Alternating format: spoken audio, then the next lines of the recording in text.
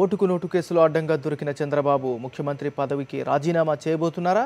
ఆంధ్రప్రదేశ్ కొత్త ముఖ్యమంత్రిగా అశోక్ గజపతి రాజుకు అవకాశం ఇవ్వాలని చంద్రబాబు నాయుడు నిర్ణయించారా? అవునని తెలుగుదేశం పార్టీ అత్యున్నత స్థాయి వర్గాలు అంటున్నాయి. ఛార్జిషీట్లో తన పేరు ఉండే అవకాశం ఉందని సంకేతాలు వెలువడుతున్న నేపథ్యంలో చంద్రబాబు కూడా వేగంగా పావులు కదుపుతున్నారు.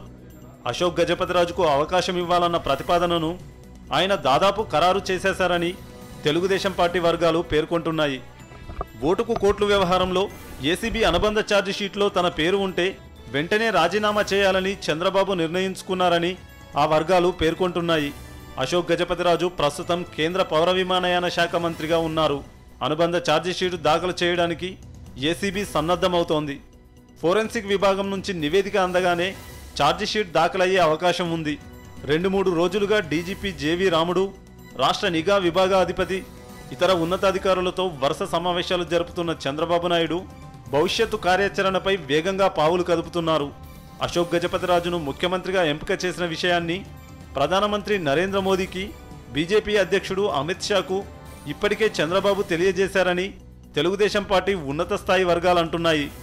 బావమరిది నందమూరి బాలకృష్ణ, సీనియర్ మంత్రులు కె నారాయణ, యలమల రామకృష్ణుడు పేర్లను కూడా పరిశీలించినప్పటికీ అశోక్ గజపతిరాజు వైపే చంద్రబాబు మొగ్గు చూపారని సమాచారం. ఆయన చంద్రబాబుకు అత్యంత నమ్మకస్తుడే కాక మంచి అడ్మినిస్ట్రేటర్గా కూడా పేరుంది. అనుబంధ ఛార్జిషీటులో చంద్రబాబు నాయుడు పేరుతో పాటు పార్టీకి చెందిన ఓ కేంద్ర మంత్రి, 2 టీడీపీ ఎంపీల పేర్లు ఉండే అవకాశాలున్నాయని సమాచారం. జనరల్ డెస్క్, సాక్షి న్యూస్.